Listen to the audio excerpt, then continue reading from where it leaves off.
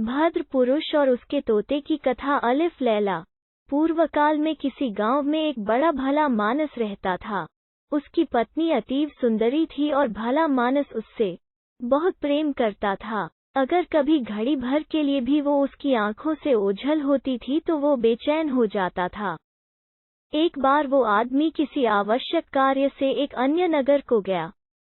वहां के बाजार में भांति भांति के और चित्र विचित्र पक्षी बिक रहे थे।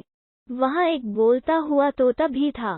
तोते की विशेषता यह थी कि उससे जो भी पूछा जाए उसका उत्तर बिल्कुल मनुष्य की भांति देता था। इसके अलावा उसमें यह भी विशेषता थी कि किसी मनुष्य की अनुपस्थिति में उसके घर पर जो घटनाएं घटी होती थीं उन्हें भी वो उस मनुष्य के पूछने पर बता देता था। कुछ दिनों बाद उस भद्र पुरुष का विदेश जाना हुआ। जाते समय उसने तोते को अपनी पत्नी के सुपुर्द कर दिया कि इसकी अच्छी तरह देख रेख करना। वो परदेश चला गया और काफी समय बाद लौटा। लौटने पर उसने अकेले में तोते से पूछा कि यहाँ मेरी अनुपस्थिति में क्या क्या हुआ। उसकी अनुपस्थिति में उसकी पत्नी ने खूब मनमानी की थी और शील के बंधन तोड़ दिए थे। तोते ने अपने स्वामी से सारा हाल कह सुनाया।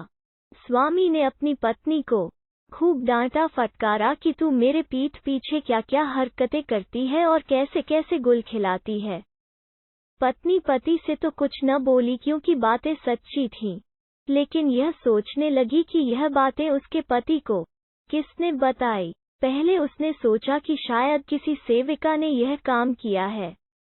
उसने एक एक सेविका को बुलाकर डांट फटकार कर पूछा, किंतु सभी ने कसमें खा खाकर कहा कि हमने तुम्हारे पति से कुछ नहीं कहा है। स्त्री को उनकी बातों का विश्वास हो गया और उसने समझ लिया कि यह कार्रवाई तोते ने की है। उसने तोते से कुछ न कहा क्योंकि तोता इस बात को भी अपने स्वामी को बता देता, किंतु वो इस फिक्र में रहने लगी कि किसी प्रकार तोते को अपने स्वामी के सन्मुख झूठा सिद्ध करें और अपने प्रति उसके अविश्वास और संदेह को दूर करें।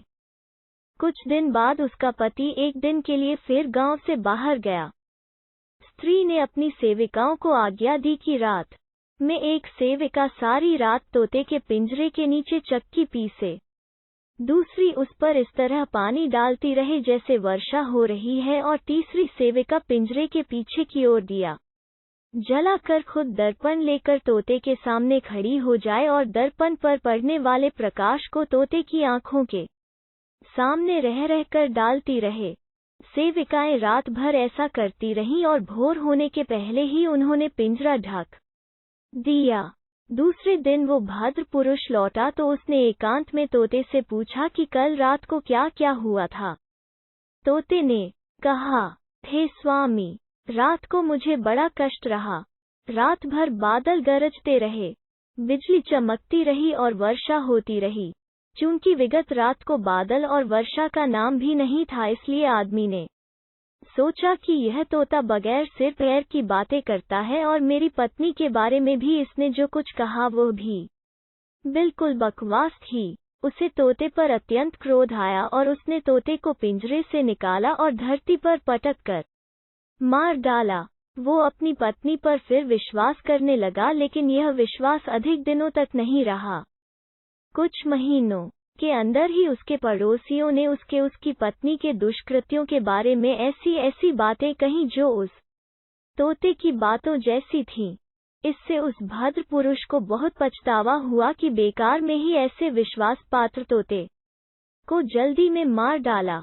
मछुआरे ने इतनी कहानी कहकर गागर में बंद दैत्य से कहा कि बादशाह गरीक ने तोते की कथा कहने के बाद अपने मंत्री कहा, तुम दुश्मनी के कारण चाहते हो कि मैं दूबा हकीम को, जिसने मेरा इतना उपकार किया है और तुम्हारे साथ भी कोई बुराई नहीं की है, निरपराध ही मरवा डालूं।